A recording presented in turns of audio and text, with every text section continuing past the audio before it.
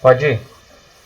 Vou entrar Beleza, agora. então boa noite para todos os ouvintes e amantes da Acabou de ciência do entrar. proletariado. Estamos ao vivo para todo o Brasil em mais um encontro do grupo de estudos do Centro Socialista de Ribeirão Preto. Hoje a gente vai continuar a leitura do livro Crise e Golpe, do professor Alisson Mascaro. O meu nome é Henrique, eu sou um dos integrantes do Centro Socialista. Não estou sempre por aqui.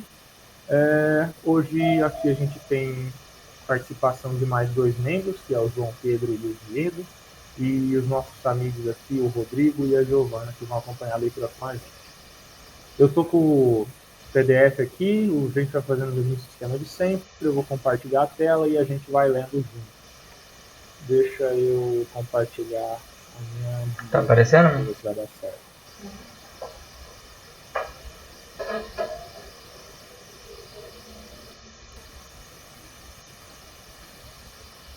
Então, vocês estão conseguindo ver a tela aqui do PDF?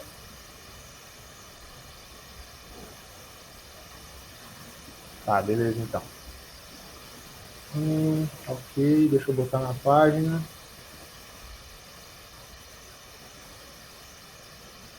Então hoje a gente vai começar o capítulo 5, que é o Crise Brasileira e Direito. A Ana entrou. Oi, Carol, boa noite. Oi, gente, boa noite. Vou ficar só ouvindo hoje, que eu tô trabalhando. Beleza, então. Bom, então eu vou fazer as honras aqui, eu vou começar lendo, mas assim que alguém quiser ler pode parar, e assim que alguém tiver alguma colocação, vocês podem falar aí para a gente interromper e conversar sobre. O intuito é que a gente realmente leia e converse entre nós, troque uma ideia aí. Beleza, então. Vou ler um pouco dessa primeira parte do capítulo. Então, capítulo 5, Crise Brasileira. Ah, sim, claro. Não pensei nisso. Eu ia aumentar já. 150 mil. Assim tá melhor? Opa, deixa eu então. Oi, Luciana, boa noite. Tudo bem? Desculpa o atraso. Não, imagina, a gente está começando agora. Vou começar a ler agora o capítulo 5, que está aí no compartilhamento de tela. Beleza, então, capítulo 5. A atual crise brasileira é, ao mesmo tempo, uma crise do capitalismo mundial, uma crise das experiências de centro-esquerda latino-americanas do início do século XXI e, mais especificamente, uma crise de um modelo político nacional e de suas instituições correspondentes. As múltiplas tramas resultantes dessa sobreposição de camadas são atravessadas pela contradição da própria reprodução econômica, política e social capitalista.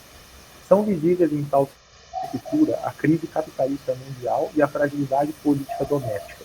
O oculto é a intermediação geopolítica do capital e a operacionalização das instituições estatais.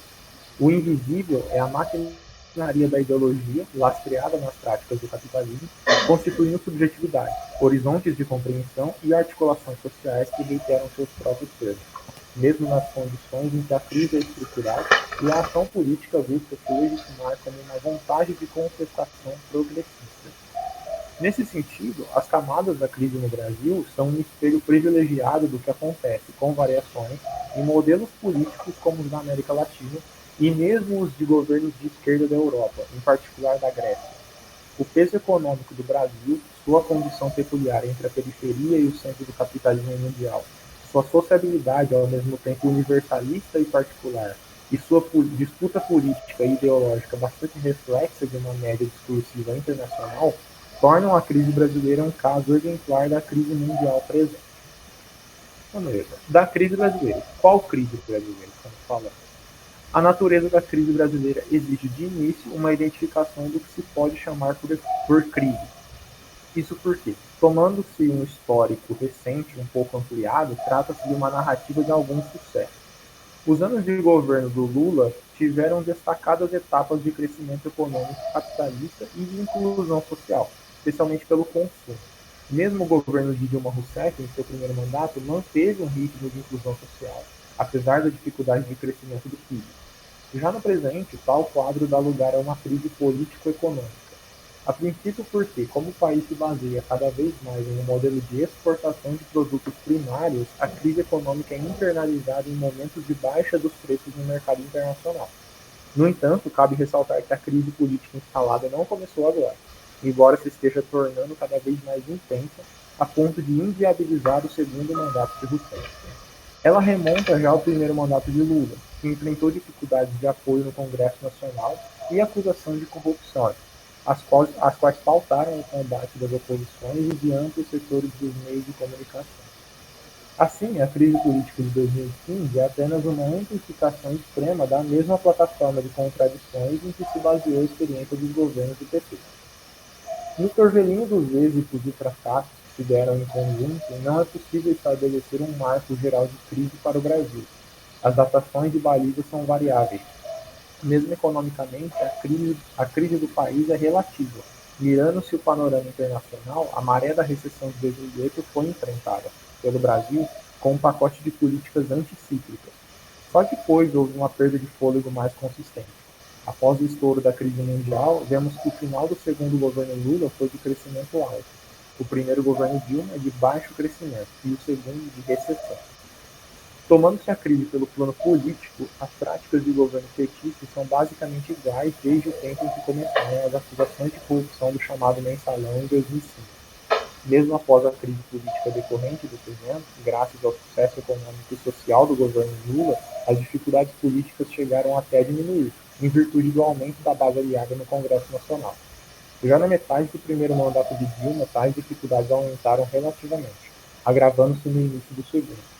Assim, no plano político, não se pode datar um evento de virada da experiência petista brasileira para a crise. Em relação ao suporte político, as fissuras de franjas mais à esquerda advêm do começo do primeiro mandato de Lula, em razão da continuidade das políticas econômicas neoliberais do governo anterior, do FHC. No caso de grupos de direita, um combate mais consistente ao governo tomou corpo e definiu uma pauta já no tempo das denúncias do escândalo do mensalão. Quanto à coesão social que perdurou pelos anos de sucesso dos governos petistas, os primeiros grandes eventos simbólicos de contestação de massa e deterioração do modelo de amplo apoio se deram apenas em 2013 e desde lá se intensificaram.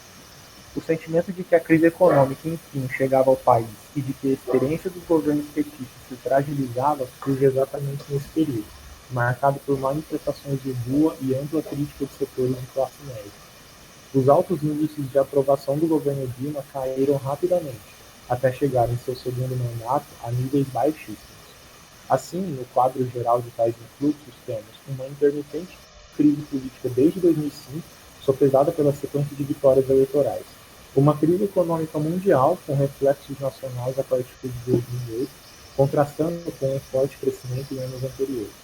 Uma crise social a partir de 2013, com uma correspondente narrativa de crise a partir de então, e depois um somatório dessas crises que chega a momentos agudos a partir do final de 2014.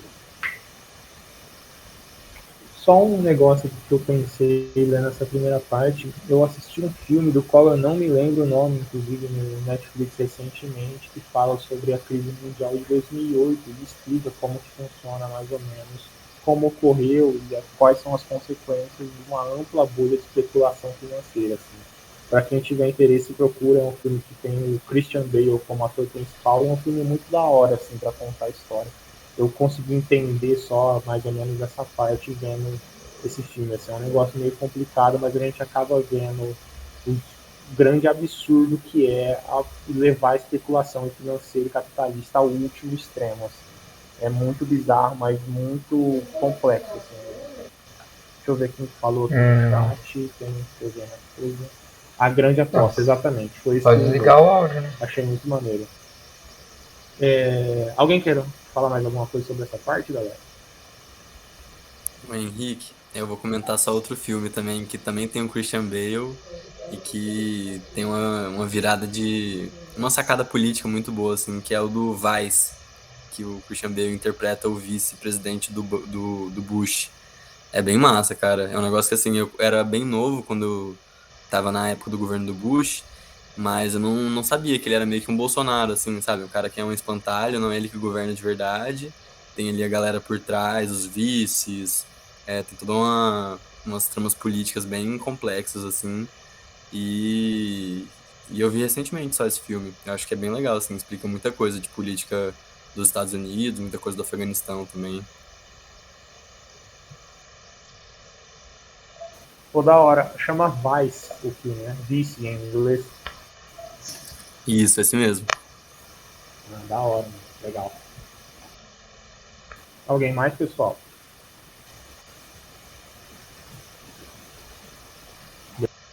Beleza, então, vou continuar aqui. Certo, agora a parte 1.2. O Brasil na geopolítica da crise latino-americana. Com um ciclo de crescimento econômico capitalista, um arranjo político de centro-esquerda e um sucesso geopolítico que teve seu auge na primeira década dos anos 2000, o Brasil está a par e passo com o movimento de distintas experiências de esquerda em outros países da América Latina. Isso revela uma dinâmica comum a essa região do globo, da qual, aliás, o Brasil não é apenas caudatário, mas agente decisivo. Se é verdade que os governos de esquerda latino-americanos do começo do século XXI se dividiram entre aqueles que enfrentaram com maior intensidade setores conservadores da burguesia nacional e internacional, como Venezuela, Equador e Bolívia, e aqueles mais destacadamente inseridos na lógica capitalista, como Brasil, Argentina e Chile, sua derrocada geral e, ao mesmo tempo, promovida por engendramentos particulares de cada país, não torna possível, no momento de eclosão de tais processos, alinhar as experiências nacionais específicas e suas correspondentes crises em modelos mais amplos. Há países de maior enfrentamento de esquerda em que se mantém ainda coesão social, por exemplo, a Bolívia, e outros com coesão menor, Equador, bem como há países de maior inserção no quadro geral do capitalismo nacional e internacional, nos quais a resiliência cultural de esquerda parece maior que em outros, Argentina em comparação com o Brasil. Tanto o bolivarianismo como símbolo de uma esquerda politicamente mais aguerrida, quanto o lulismo como de uma esquerda de consumo integrado ao capitalismo, têm sofrido processos de crise, mas no seio Inflação de muito alta. especificidades nacionais. Ah, isso Ainda eu na não sei. geopolítica dos governos de esquerda latino-americanos, o quadro Eu te falei social das esse tempo oposições atrás. é bastante similar, baseado em especial em burguesias nacionais mais próximas econômica e culturalmente dos Estados Unidos, em grandes meios de comunicação de massa que agem em conjunto em maiores influxos conservadores dos setores médios da sociedade, e, por fim, em poderes judiciários protagonistas e refratários, especificamente a ilegalidades e corrupções em governos de esquerda. Os casos de Honduras e do Paraguai são exemplos extremos dessa oposição a governos de algum modo nacionalistas ou mais à esquerda. O direcionamento da opinião pública e os direitos são centrais para a condução de tal dinâmica. O relativo esquecimento da América Latina pela política internacional dos governos Bush e Obama não significa que os Estados Unidos não tenham algum papel, que o futuro poderá medir, nos combates aos governos de esquerda da região. A experiência da esquerda latino-americana no início do século XXI representa uma novidade diante de um cenário político mundial marcado, ao mesmo tempo, pelo esvaziamento de lutas de ideias progressistas. A derrocada do mundo soviético gerou uma baixa também em setores marxistas e socialistas que não lhe eram afins. De modo similar, os modelos de centro-esquerda de bem-estar social naufragaram a partir das crises capitalistas da década de 70 e depois com a ascensão do neoliberalismo como política econômica de impacto mundial, capitaneada pelos Estados Unidos desde Ronald Reagan. De forma peculiar, na América Latina, que saía de ditaduras e agudas contradições anteriores e colheu diretamente o resultado dessas novas crises, os movimentos sociais e políticos e até setores da intelectualidade persistiram à esquerda, mesmo durante o apogeu do neoliberalismo na década de 90.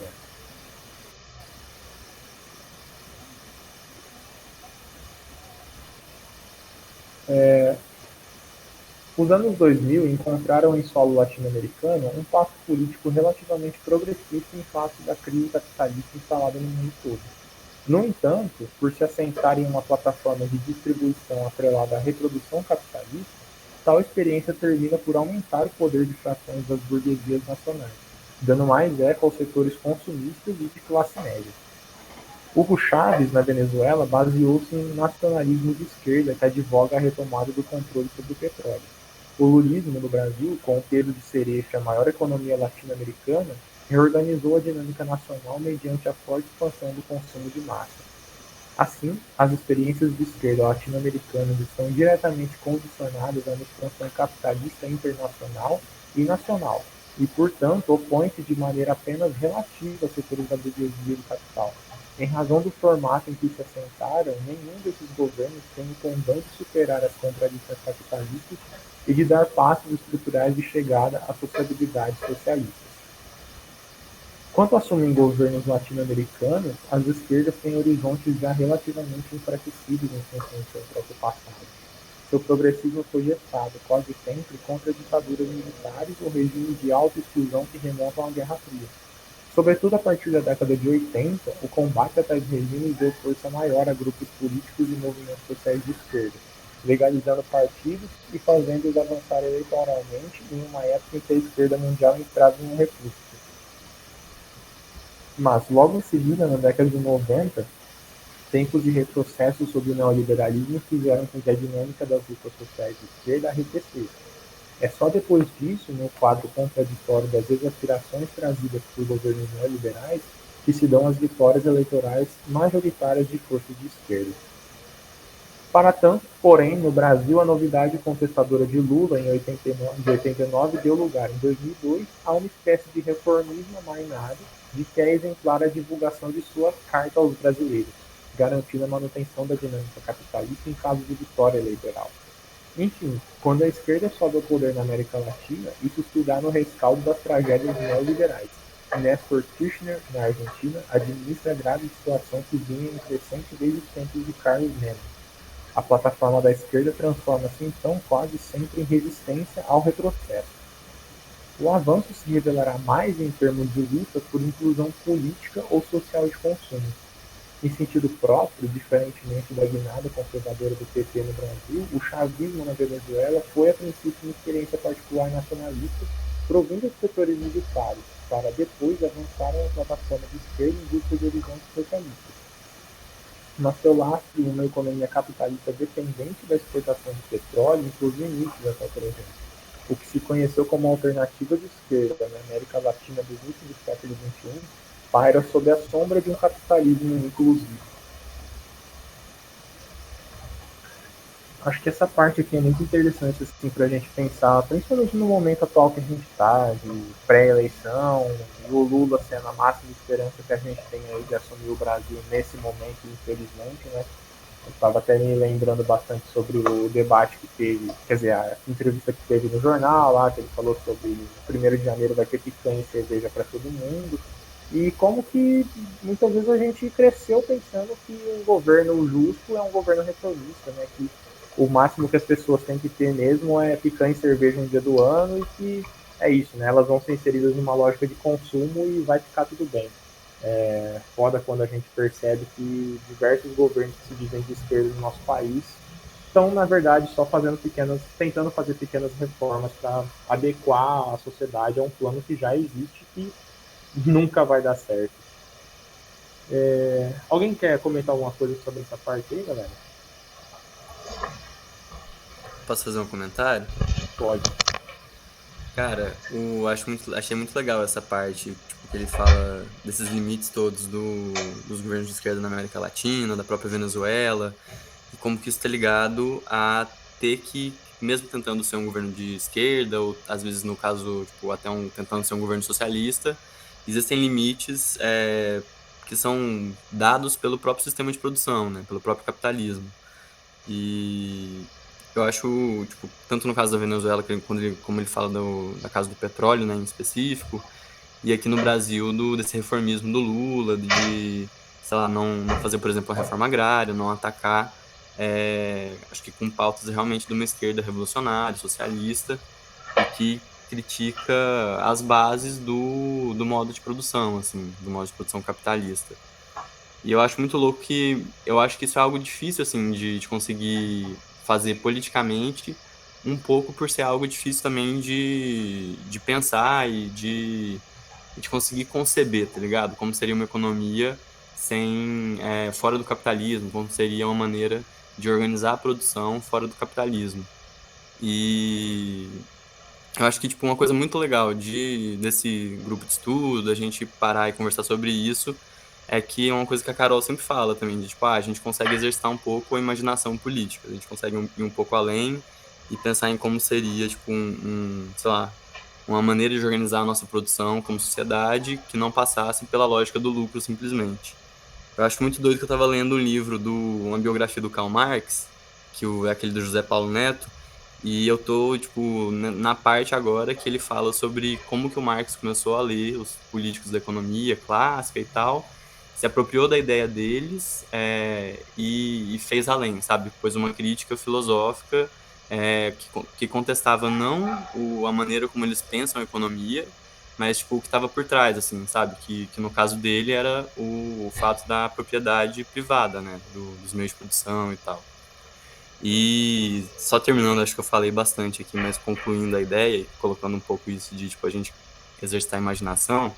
Esses dias eu vi um vídeo no YouTube mó legal de um cara falando, tipo, indo além do dinheiro. Tipo, era um vídeo em inglês, né? Tipo, Going Beyond Money, que ele explicava um pouco como que, tipo, foram algumas tentativas no passado de planejar a economia, desde a tentativa da União Soviética e outros países que tiveram um modo de produção capitalista, socialista, ou tentaram, né, chegar, tipo, perto do socialismo, e quais eram limites que eram dados naquela época por tecnologia e que a gente não tem hoje, sabe? A gente, com essa tecnologia que a gente tem de aplicativo de entrega ou de computação, a quantidade de poder computacional que a gente tem na sociedade hoje, elas, tipo, possibilitaria a gente fazer muita coisa que não rolou em sociedades passadas, né? Tipo, tanto na União Soviética, quanto, sei lá, em Cuba, sociedades que tentaram fazer uma organização da produção de uma maneira diferente. Então, acho que, tipo, é uma coisa, um assunto legal, assim, sabe? A galera, às vezes, tipo, tem um pouco essa viagem de, tipo, a gente tem uma tecnologia e poderia usar isso para organizar a nossa produção de uma maneira socialista.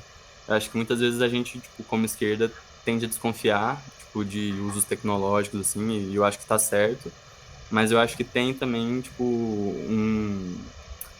muitas vantagens que a gente poderia usar a favor, assim. Acho que isso é uma coisa bem legal, assim, da gente discutir.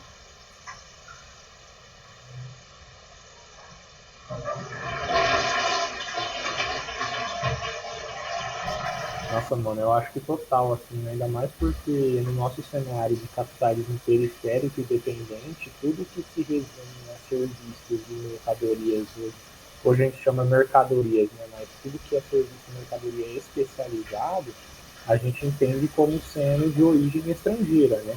Indústria, grandes complexos tecnológicos e tal, qualquer aparelho que a gente pega de tecnologia tudo tem um nome que está em inglês, em chinês, em coreano e tal. A gente não tem no nosso imaginário uma autonomia industrial brasileira, né? Já começa por aí. Então, para a gente é muito difícil de começar a pensar por aí também.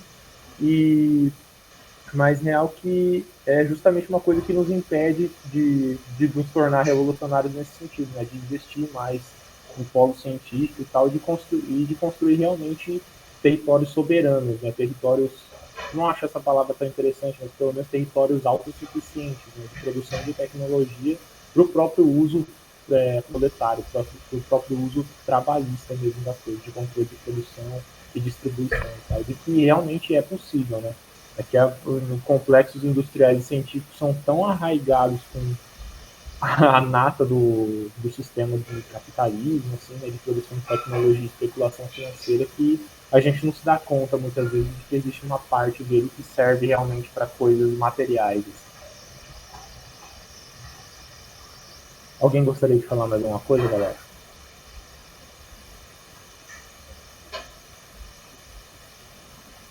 Certo. Vou continuar aqui então para a parte 1.3, que é a crise e capitalismo. Certo. Bom, a crise brasileira não é distinta da sorte geral da crise no capitalismo. Suas especificidades revelam padrões estruturais de contradição. Os termos que a geraram são os que a corrigem. No mundo, a acumulação orientada pelo capital financeiro, já assentada por décadas neoliberais e responsável pela crise de 2008, não sofreu abalos posteriores. Do mesmo modo, no Brasil, a primazia de bancos rentistas, majorada nos anos 90, manteve-se inalterada nos anos 2000. Seus ganhos não se reduziram com o aumento da renda relativa de setores marginalizados e mesmo com o direcionamento de investimentos para a produção, o consumo e os investimentos sociais, aquilo que se poderia chamar de um novo desenvolvimentismo brasileiro vivido nos anos Lula.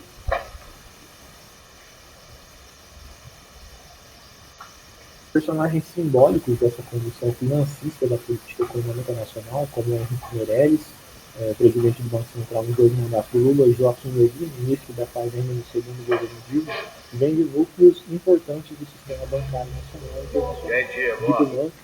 Guido Mantega foi um suspiro nessa dinâmica. Para estabelecer os marcos da crise brasileira, é preciso indagar sobre o grau de extinção dos governos Lula e Dilma em relação ao modelo neoliberal mundial e sua contraface brasileira anterior. É verdade que, em grande medida, os governos petistas estabilizaram em grau maior a reprodução do capitalismo nacional. A década prévia de Lula, notadamente neoliberal, agravou o desarranjo produtivo e o desmonte da economia nacional lastreado em estatais. A estabilização econômica dos anos de governo do PT também contrasta com uma longa trajetória anterior de desarranjo social, do somatório do arroxo salarial da ditadura militar e de décadas subsequentes de ausência de crescimento econômico, que tiveram no neoliberalismo da década de 90 seu momento crucial. Diante desse passado imediato, a experiência econômica do PT permitiu tanto algum fortalecimento de setores da burguesia nacional, quanto um arrefecimento parcial das contradições sociais. Relativo à estabilização capitalista brasileira na primeira década dos anos 2000, se deu em um modelo econômico mantido estruturalmente idêntico, sem alteração inclusive na correlação de forças entre classes e grupos sociais. A distribuição de renda não afetou os grandes rentistas e capitalistas nacionais. Ocorreu ainda um processo de desindustrialização e de concentração de capitais nas finanças, nos serviços e no agronegócio. Nesse sentido, a experiência brasileira é similar ao padrão reiterado no capitalismo pós-fordista. A economia mundial, desde a década de 70, apresenta uma dinâmica de maior concentração de capital em um circuito liderado pelas finanças. A dificuldade de acumulação em padrões de controle estatal da economia gera uma crescente fraqueza das políticas nacionais contra as estruturas de reprodução autorreferenciadas do capital. Em termos de distribuição de renda, as décadas de pós-fordismo são de exacerbação da concentração de capital e de falência de vetores políticos progressistas. O Brasil parecia notabilizar-se com a China e outros países ditos emergentes, alguns dos quais reunidos sob a alcunha de BRICS, por deixar entrever a hipótese de uma exceção à dinâmica geral do modo de acumulação e do regime de regulação do pós-fordismo, retardatários em relação ao capitalismo central. Até para a crise presente, o Brasil e a China tiveram uma reação distinta, contando com induções governamentais para a expansão de seus mercados internos e consumo, o que permitiu um processo derradeiro de acumulação, no caso brasileiro, assentado em exportação de commodities, no chinês em produção industrial.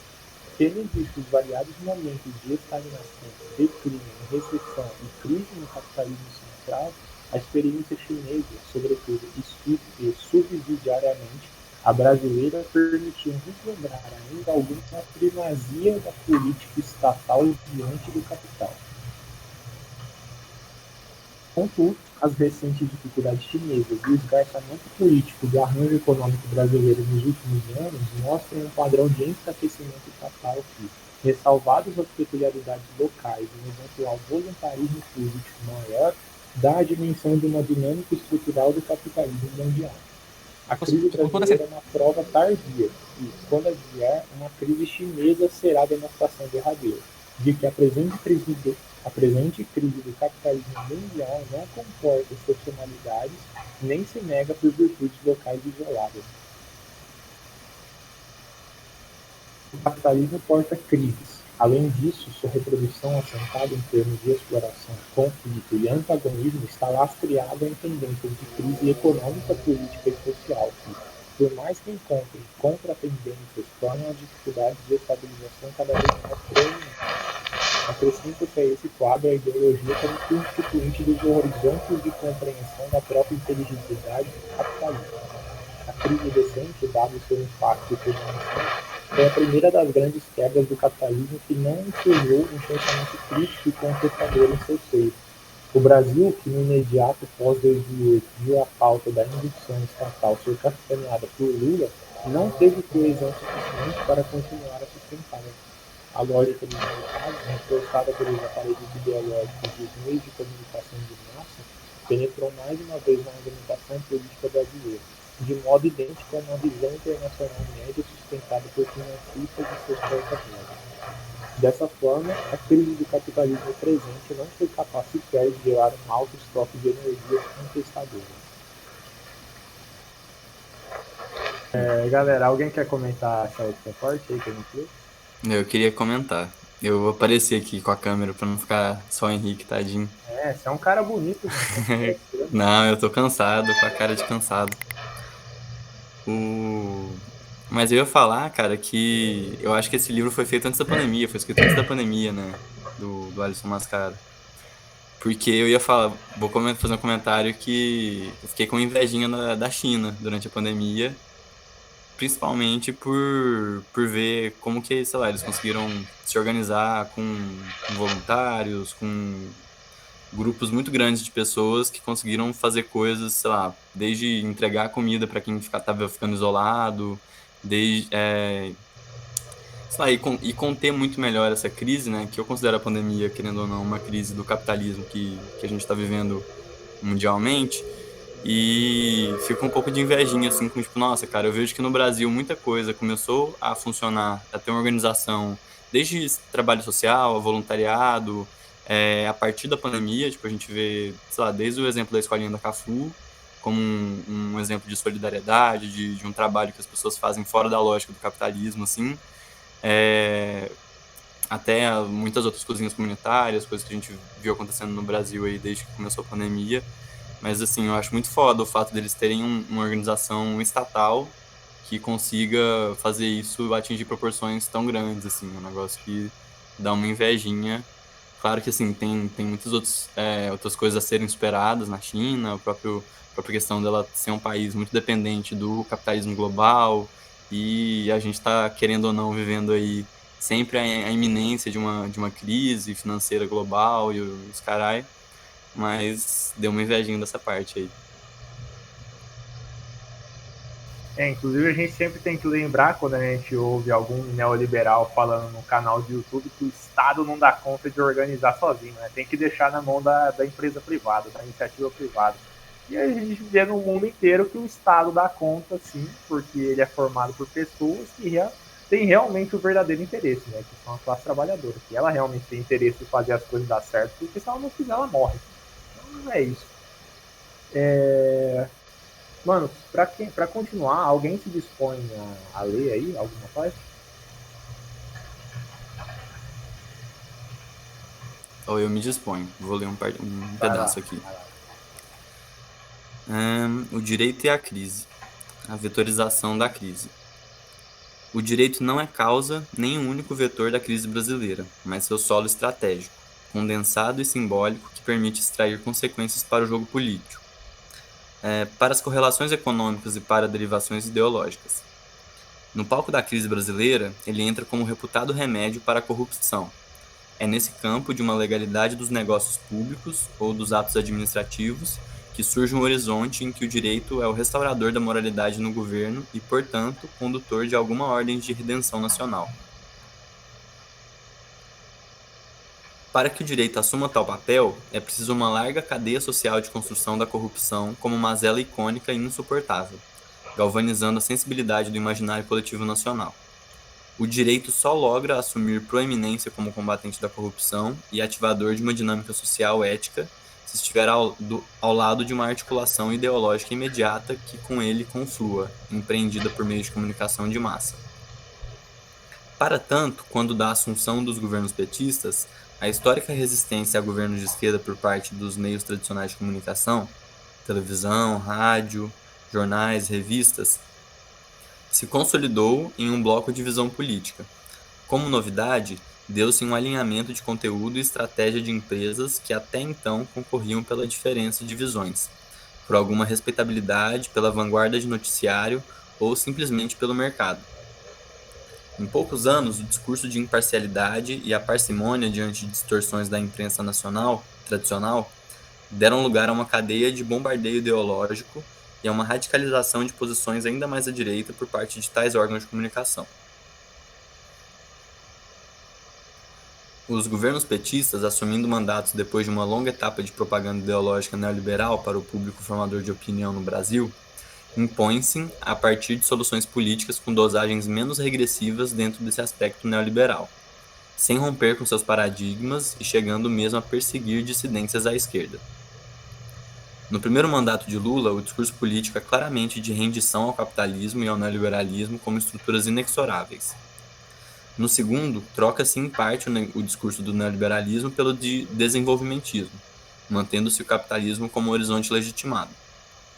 Nesse contexto, o petismo eleva ao máximo contradições gestadas desde sua origem, quando se assume como partido de esquerda que, embora opere nas estruturas do capitalismo e defenda a democracia, a cidadania e os direitos humanos, ainda carrega consigo a bandeira de certa autenticidade da luta social, contra o velho trabalhismo de Getúlio Vargas, João Goulart e Leonel Brizola.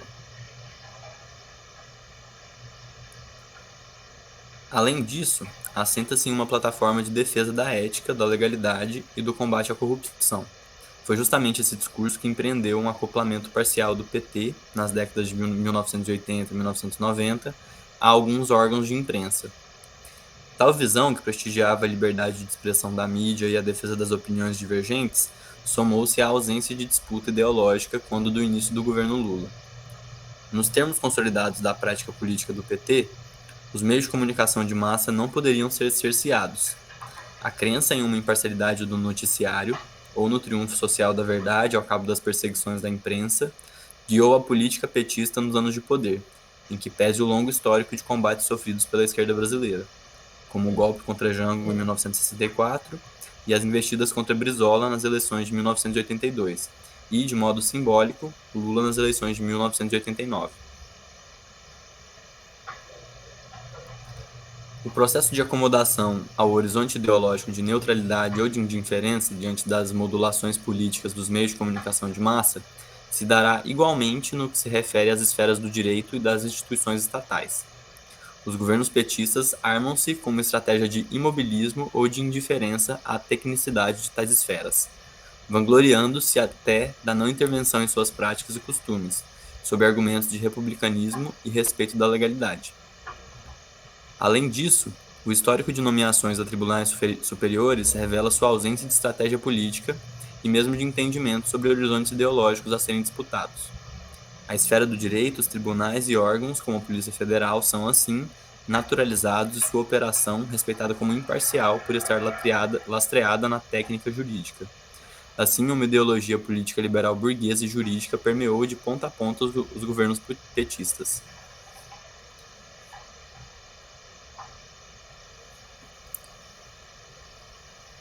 E é engraçado, fazendo só um comentário, que você falou recentemente aí no comentário que você fez do que estava passando na TV, no entrevista do Lula no Jornal Nacional, os debates que a gente teve essa semana. E realmente é uma carta que o Lula sempre solta ali, de tipo, o PT não interferiu na PF, o PT sempre nomeou o procurador-geral que estava na lista tríplice. E não sei, cara, tipo, pensando, tipo, sei lá, em um caso de um governo que está sendo feito supostamente para o povo, eu não vejo que tipo, existe uma contradição tão grande em você fazer tipo, uma nomeação estratégica, sei lá, alguma coisa desse tipo, que é super criticada pela mídia liberal, burguesa e tal. Sei lá, para ter a mera sobrevivência do governo, né, cara? É um negócio que, não sei, eu acho que eu já cheguei a criticar isso, sabe? Tipo, não, tal pessoa tá sendo super intervencionista na política, sei lá, tratando em outros países da América Latina, mas hoje em dia a gente vê o Bolsonaro fazendo isso à torta e à direita aí, então sei lá, cara. Eu acho que se é estratégia, sabe? É um negócio que acho que o mais importante é o resultado disso, né? Isso é muito importante. É uma questão sempre delicada, mas eu acho que tem a ver com aquele negócio que para a revolução ser feita, a gente tem que usar de todos os meios legais e ilegais para fazê-la, né? E os meios legais muitas vezes resultam em aparelhar o Estado, estruturas legais que a gente tem a favor de um governo que seja revolucionário, mas sempre tendo em questão uma expressão que a Carol sempre fala muito, eu gosto, que é ocupar para destruir, né? Que é se você ocupar aquilo visando o processo revolucionário continue, né? Que não pare só ali, porque senão se torna somente reformismo, né? E reformismo não vai acabar. Porque depois vem outra pessoa e reforma, reaparelha da forma que ela quiser.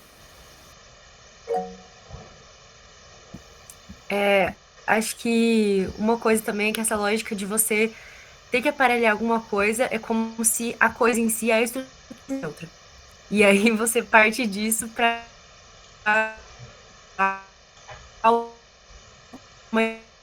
sendo Tá cortando aí? Então, se você só não se recusa a enxergar essa não neutralidade, não faz menos que isso, vai continuar favorecendo, né? Vixe, Gi, seu Ai, áudio vocês tá não estão me travando escutando? muito. Nossa, não.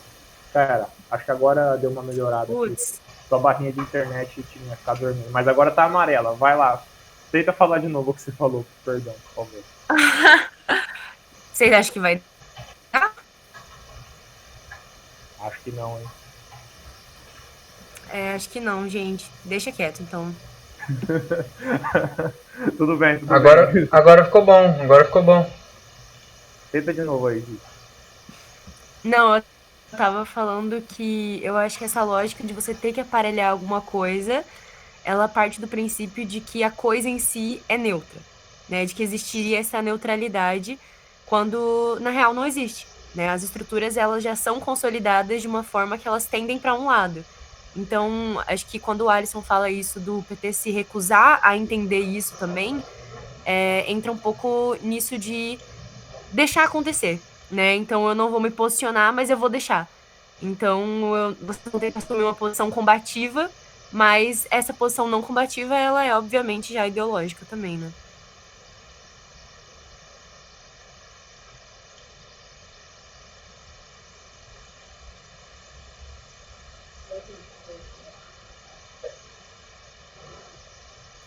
Beleza, eu vou voltar à leitura. Bora agora pro 2.2, a corrupção e o caso brasileiro. A corrupção é estrutural do capitalismo. A mercadoria atravessa a tudo e a todos, e a intermediação dos vínculos jurídicos por estratégias de favorecimento pessoal é não uma negação da natureza desses vínculos, mas uma de suas possibilidades, sendo, aliás, em modelos médios de reprodução capitalista, sua possibilidade central e provável. Nesse nível estrutural, o capital, podendo a tudo e a todos comprar, apenas se confirma quando a corrupção é dada. Não há limites éticos, morais, culturais ou sociais ao modo contínuo da determinação econômica capitalista. A acumulação não reconhece fronteiras. Há uma especificidade da corrupção no capitalismo, na medida em que ela é, em alguma medida, uma negação da legalidade, que, por sua vez, é sustentada pela forma jurídica e pela forma política estatal, as quais espelham a própria forma mercantil. A corrupção, assim, é uma contradição necessária da reprodução capitalista, pois revela que as formas sociais pelas quais o capitalismo se estrutura não estabelecem um circuito lógico ou funcional de acoplamento. O capital só existe com o direito e o Estado, sendo a legalidade a resultante da conformação dessas formas. Mas, ao mesmo tempo, toda a ordem estatal e toda a legalidade só existem em função do capital. Com isso, o poder do capital e as estratégias da acumulação atravessam negativamente o solo da legalidade, que é também sua própria condição de existência. Tanto a forma de subjetividade jurídica quanto a forma política estatal se armam como derivadas da mercadoria, e a legalidade derivada secundária dessas formas quando conformadas. Arranja-se uma tensão constante entre limitar o poder do capital ou da força bruta e apoiá-lo. Com essa necessária e estrutural natureza da corrupção no capitalismo, sua contradição com a legalidade se resolve sempre na casuística, que tem no direito apenas um ponto de condensação, e não seu núcleo de resolução estrutural.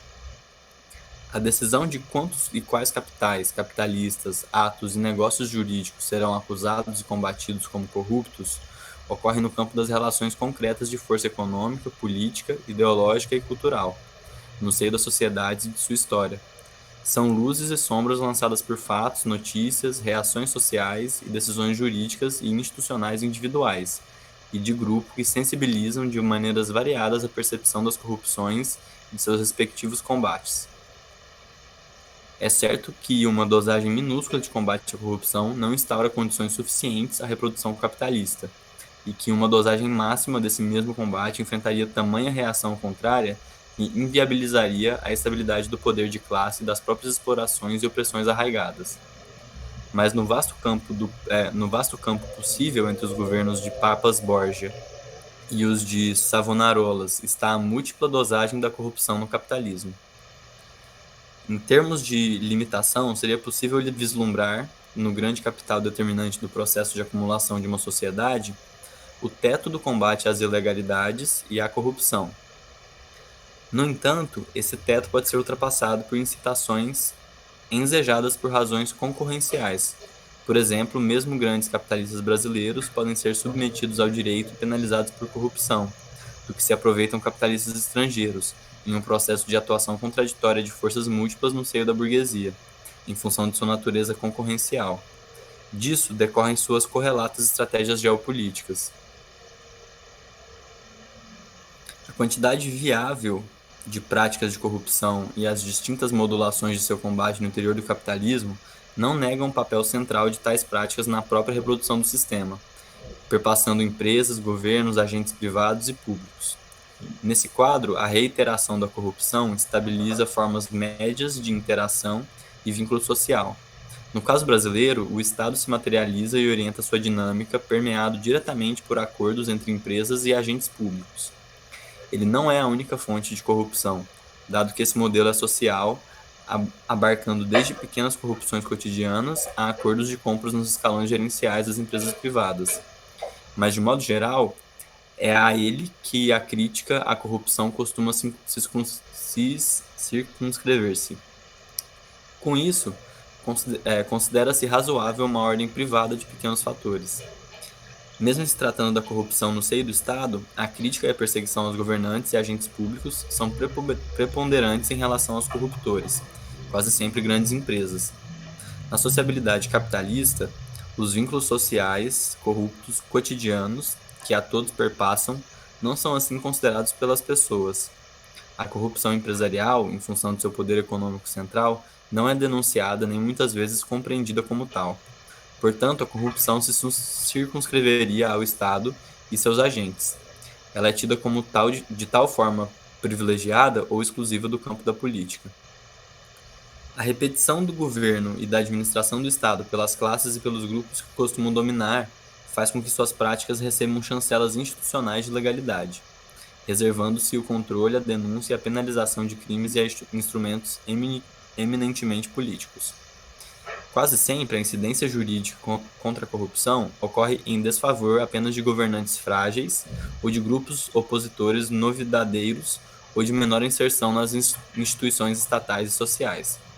Nos casos brasileiro e latino-americano, o combate à corrupção historicamente serve de arma a classes e grupos tradicionais a serviço da restauração de velhas dominações políticas. Assim se fez o combate a Getúlio Vargas pela direita de seu tempo, encabeçada pela UDN.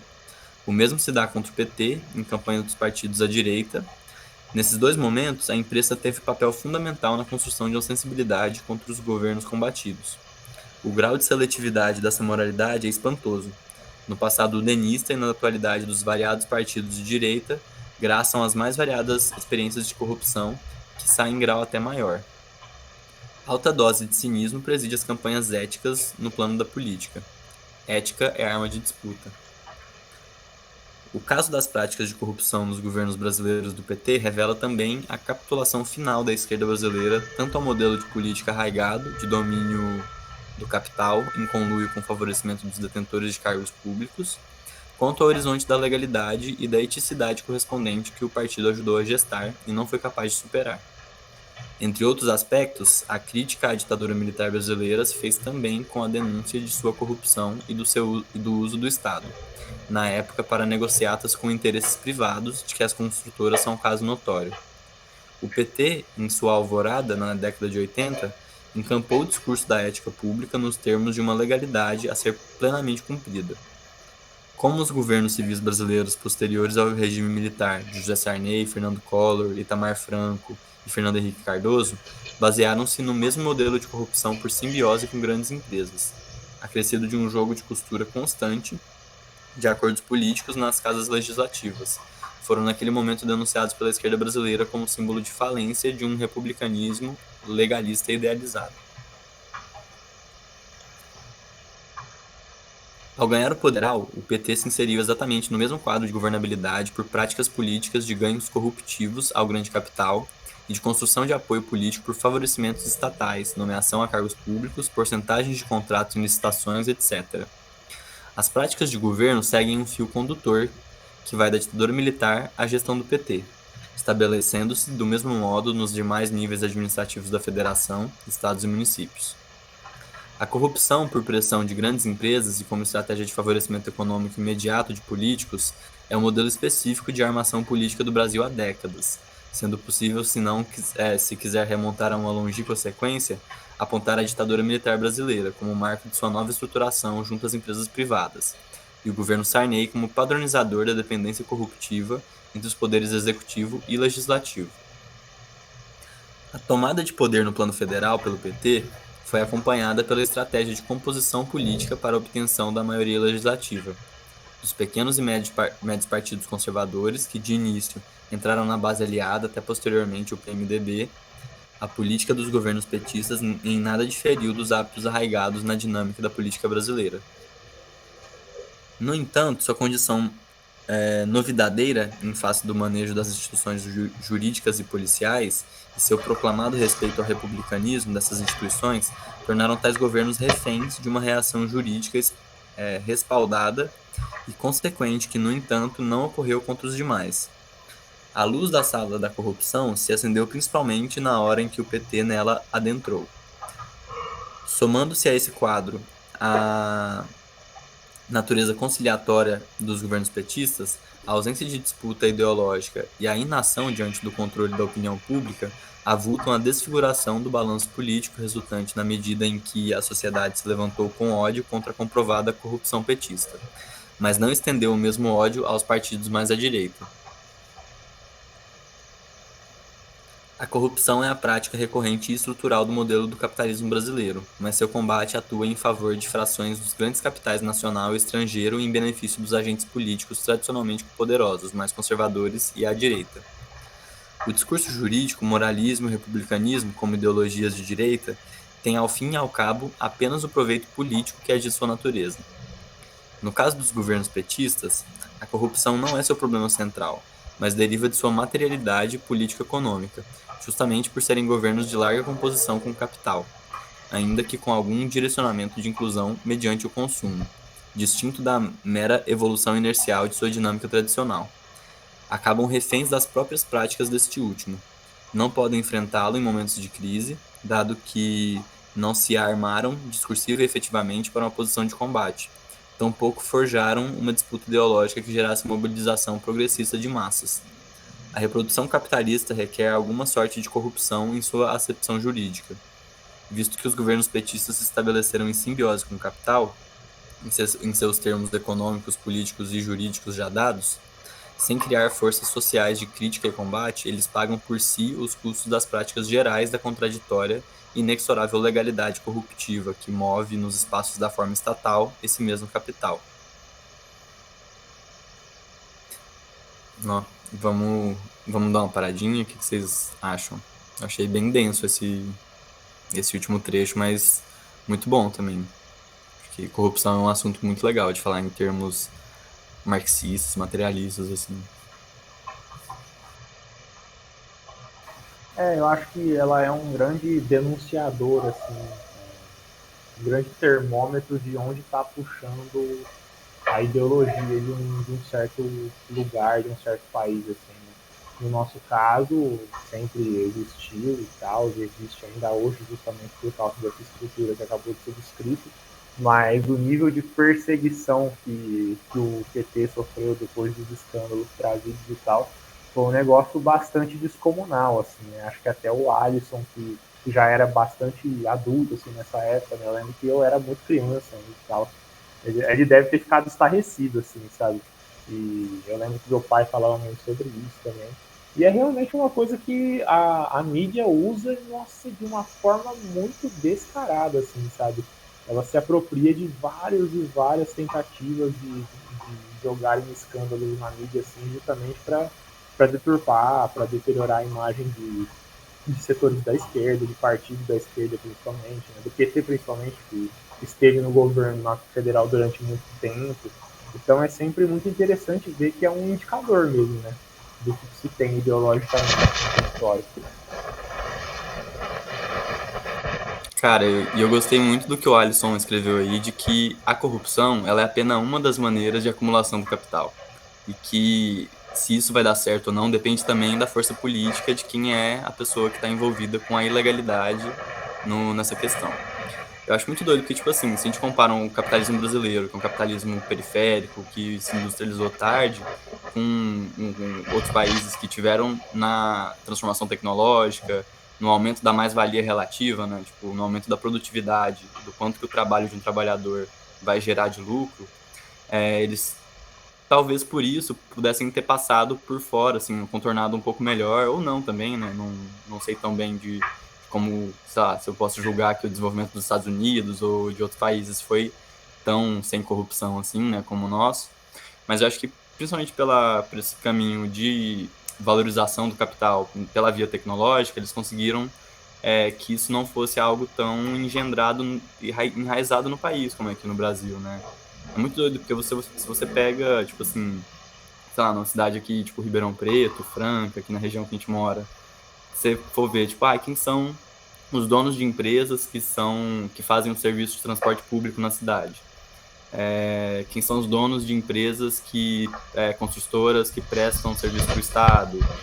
E você vai tentando entender como que a finança pública se relaciona com a renda de quem é muito rico, na nossa região, por exemplo, você vai ver que a origem dessa riqueza, dessas pessoas, veio lá atrás do café, de fazendas, foi se acumulando e para se reproduzir precisou da força do Estado, precisou de conseguir se usar do orçamento público para montar empresas, para montar atividades que dessem mais dinheiro e que fizessem o capital se reproduzir com maior força, né? Se acumulando e reinvestindo. E, sei lá, eu acho muito doido, assim, que isso faz parte de como o Brasil evoluiu como sociedade, né?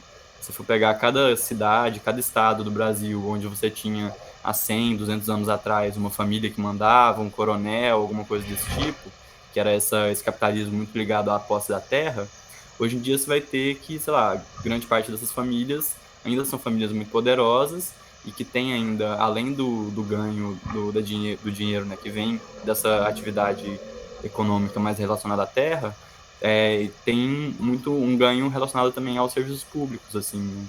Como que a corrupção fez parte dessa evolução do capitalismo no Brasil. E como, sei lá, por não ter tido esses outros caminhos de desenvolvimento do capitalismo, né? Com, sei lá, inovação tecnológica e tal, a gente acabou entrando para esse lado também.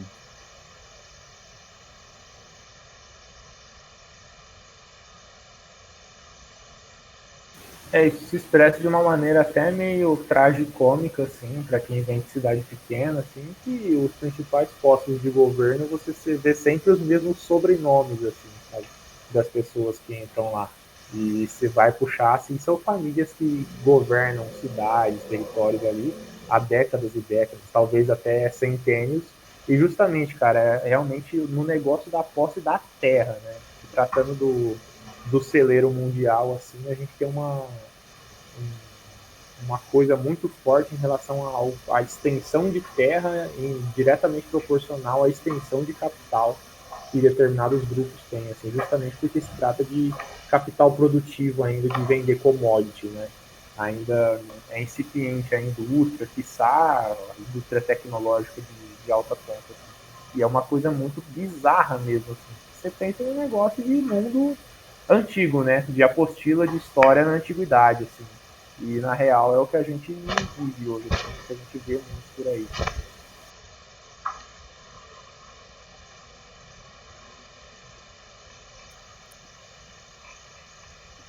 Se mais alguém tiver mais algum comentário.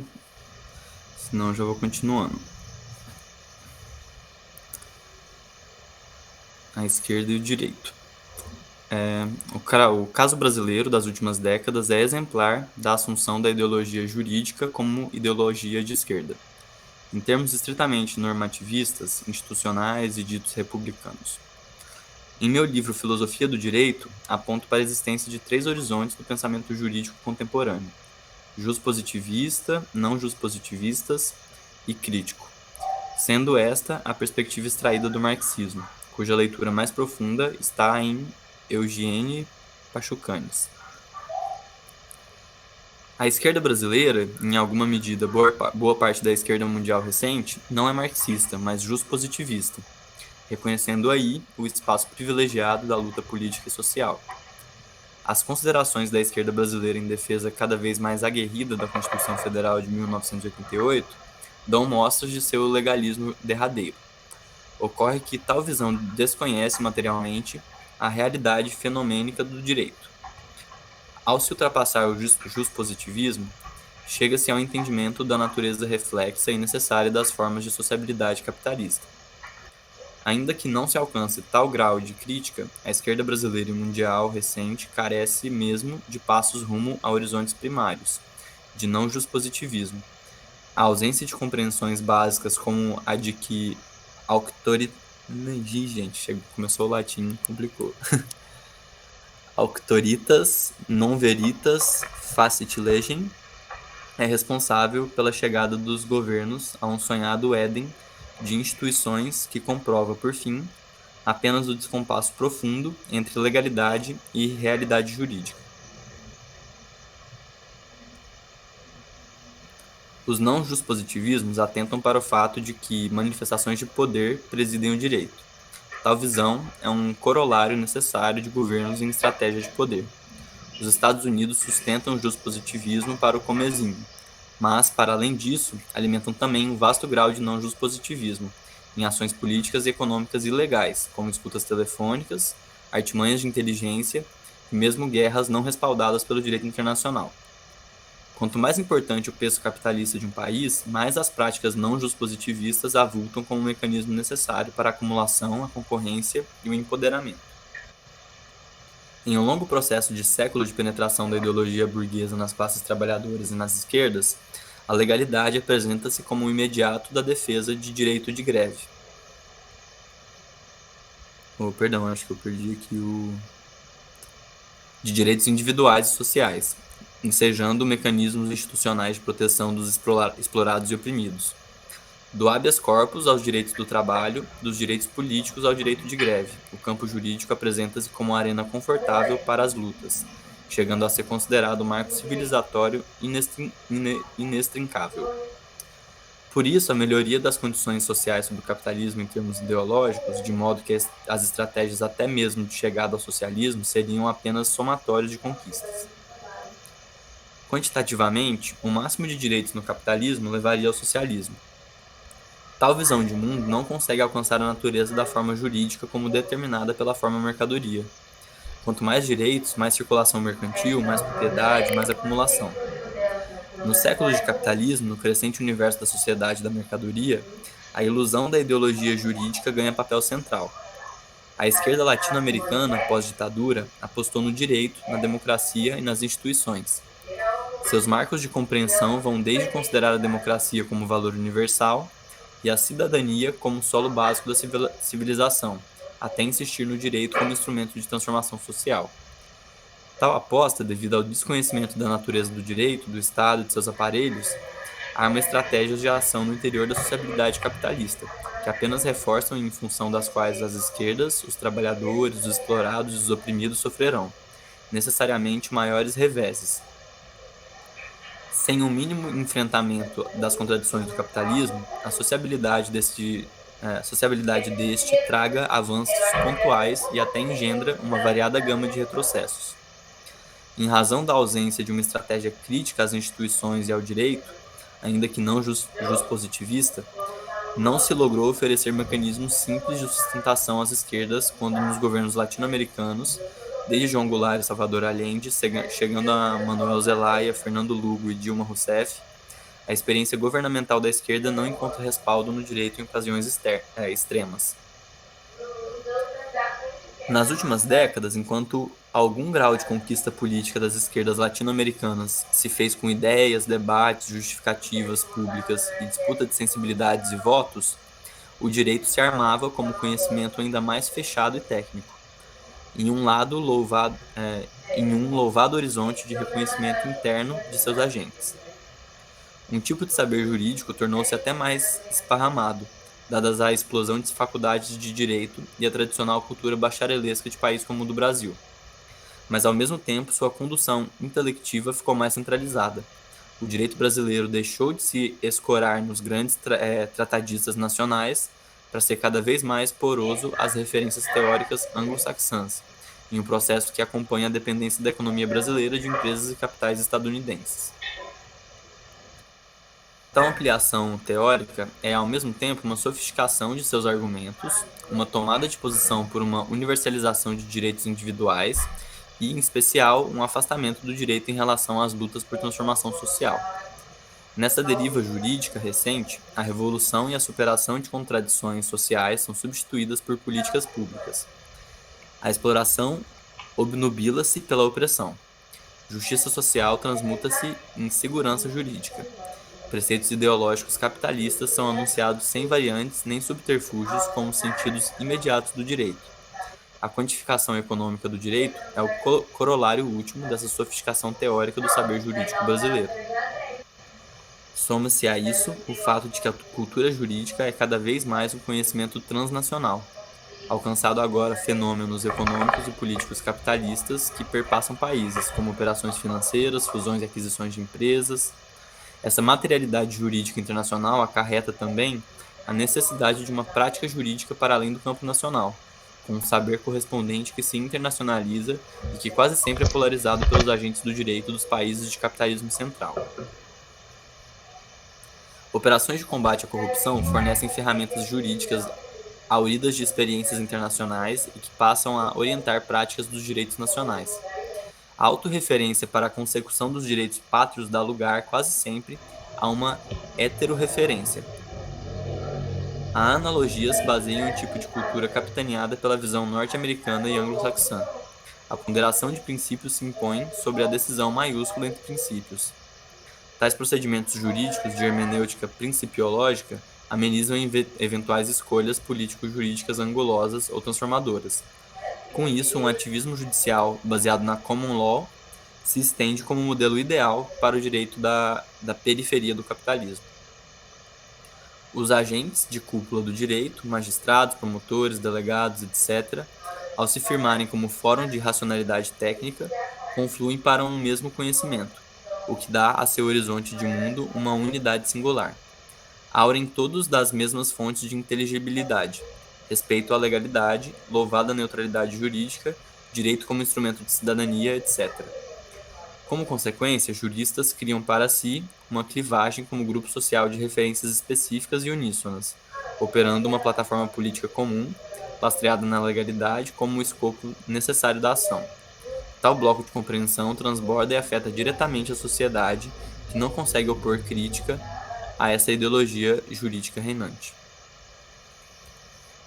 Por outro lado, e de forma peculiar, o conhecimento jurídico autorreferenciado dos juristas não é distinto de uma visão geral de mundo correspondente à sua classe. O campo jurídico é estruturado por uma gama de agentes quase sempre de classe média. Suas balizas de mundo são aquelas de seus conviventes, status, símbolos, níveis e focos de consumo, valores e compreensões.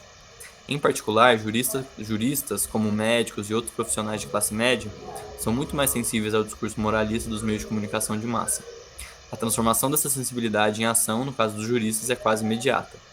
O campo jurídico e os judiciários brasileiros e latino-americanos, sensibilizados, operam, então, contra as esquerdas, insolitamente respaldados em uma lógica que foi e é também delas próprias.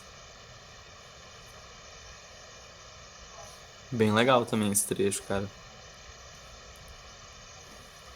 Eu acho que é muito importante a gente sempre pensar na conjuntura do Brasil, assim como sendo um país construído por meio de uma enxurrada de ideologias que vieram de outros lugares, nada a ver com aqui, mas que a galera meio que espremeu o caldo, misturou e foi isso, assim, né? É interessante falar sobre a Constituição do direito brasileiro, assim, que ele falou pautado no direito anglo-saxão, né? De um outro momento, de um outro lugar, que não precisaria ser assim dessa forma. A própria psiquiatria, que eu tive um contato maior na faculdade também, a psiquiatria brasileira se pautou na psiquiatria alemã para surgir diversos problemas surgindo por causa disso. E essa parada de moralismo é uma coisa muito forte, assim, não sei se só na nossa cultura, mas é uma coisa que realmente me deixa com, sempre com as orelhas em pé, assim, porque a classe jurídica e também classe de funcionário público, muitas vezes, né, setores da classe média brasileira, são pessoas que têm, às vezes, uma análise muito moral da política, né, dos lugares, assim, pautada em, sabe, em ética de interior, assim, sabe, em ética racista, etc e tal. E isso perpassa muito a análise de políticos brasileiros, assim, importante. A gente acaba ouvindo muitos comentários absurdos, assim, quando filmam alguma assembleia na internet e tal. E é realmente uma coisa que acontece muito, assim. A análise moral, assim, é muito, muito forte. Ainda mais para tem muitos influenciadores digitais que são de direita, né? E eles fazem análises de cunho moral em relação a experiências socialistas e tal, que não fazem sentido nenhum, assim, sabe? E isso acaba se consolidando como uma verdade, né? A gente acaba aprendendo o discurso como verdade, do tipo, sei lá, a Coreia do Norte é militarizada, nossa, olha como eles são feios e bobos, assim, sabe? Não pode, sabe? Por isso que a esquerda é ruim. E isso é uma coisa muito bizarra que acontece por aí, mas, nossa, é tão frequente, assim, na nossa cultura que eu acho extremamente assustado, assim, quando eu falo.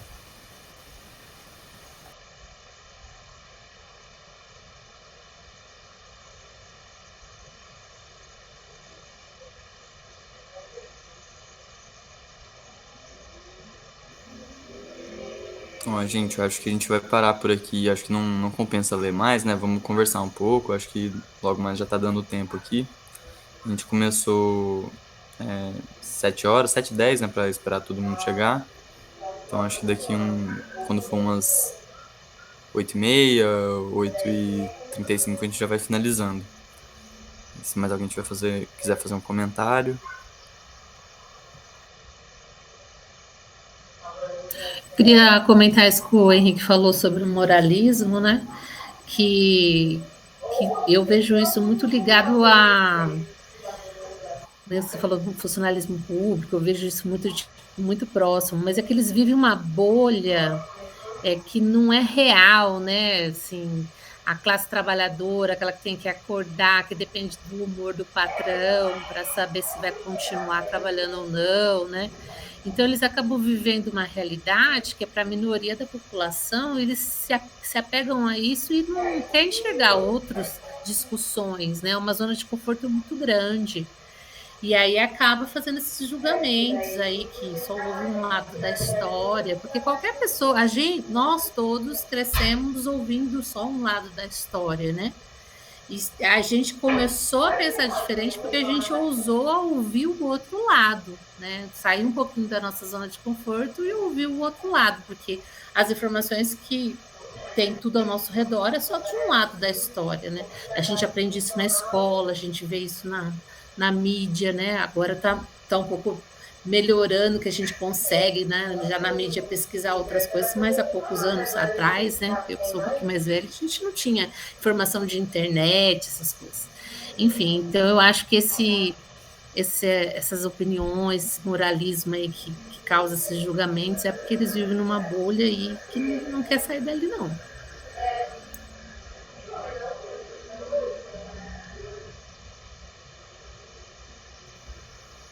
Cara, isso é um ponto muito legal de falar, assim, sobre, sei lá, tá falando aqui da classe jurídica mais especificamente, mas eu acho que se a gente abrir pra falar sobre classe média no Brasil, é muito doido porque aquela piada que a galera faz sobre pobre premium, né? É uma coisa que, assim, é trabalhador da mesma maneira, é explorado da mesma maneira, mas por ser um país tão desigual, em que a desigualdade tem camadas tão específicas, né? Você pega 50% da população vive menos que um salário mínimo. Aí 70% da população vive menos do que, sei lá, do que R$ 2.000 por mês. Você vai pegar 95% da população vive menos do que R$ 5.000 por mês. Então é uma desigualdade que ela vai fazendo uma curva tão exponencial que permite com que tenha parte da sociedade, tipo a classe média, que se ache muito diferente da grande maioria da população, não sendo, né? Eu acho que isso, falando no Brasil, é muito doido, assim. Eu acho que, assim, principalmente pro centro socialista também, de tentar entender, tipo, cara, até que ponto Não, tá acabando. o movimento tem que se manter nesse ambiente de classe média, até que ponto tem que ter contato com a periferia, porque a gente vive num país em que as condições materiais são as condições, como é que fala? Dessa desigualdade gritante, né? E que os agentes que vão realmente mudar o país não somos nós de classe média, são as pessoas da periferia mesmo, é a galera que é a maioria. E, sei lá, eu passei, tipo assim, antes de entrar no CS, eu era uma pessoa que eu passei minha vida batendo cabeça com amigos de classe média e tentando, tipo, fazer isso dar certo. Tipo, não, galera, ó, você tem que pensar diferente, vamos, sei lá, vamos discutir isso melhor, tipo, abre, sei lá, tenta se abrir para um outro ponto de vista. E eu não sei até que ponto essa estratégia é uma estratégia que tem a capacidade de dar certo, sabe? Acho que isso é um negócio a se questionar, assim. E não sei, claro que é ótimo quando tem algum amigo meu que se interessa, tipo, vem conversar comigo e fala, não, tava lendo tal coisa esses dias, sei lá, vi um vídeo da Rita Von Hunt e achei muito legal. Mas assim, eu acho mais foda ainda quando tem uma pessoa que trabalha comigo e, sei lá, uma pessoa que é da periferia, que tem, sei lá, recebe, ganha pouco, é super explorado, vira e fala, tava vendo propostas do PCB pra presidência, tava vendo as propostas da Sofia Manzano. Acho que isso é algo que tem muito valor, assim.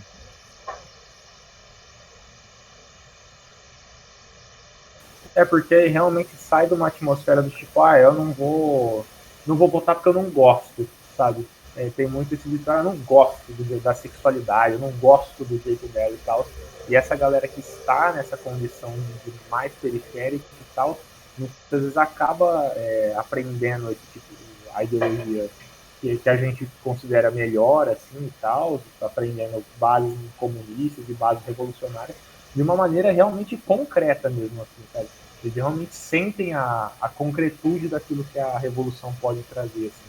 E isso é muito da hora e realmente, velho, eu não sei de onde eu li a frase, mas, mano, a revolução ela vai ser periférica, porque não tem outro jeito dela acontecer, sabe? Verdadeiramente. Porque o mundo é uma periferia.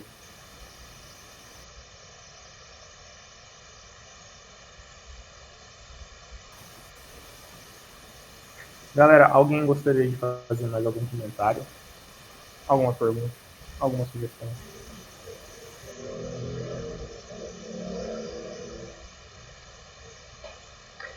Acho que é isso então, Henrique. Vamos só. Eu vou encerrar aqui a transmissão. Depois a gente faz faz um print. Eu vou encerrar então, tá? Pode encerrar.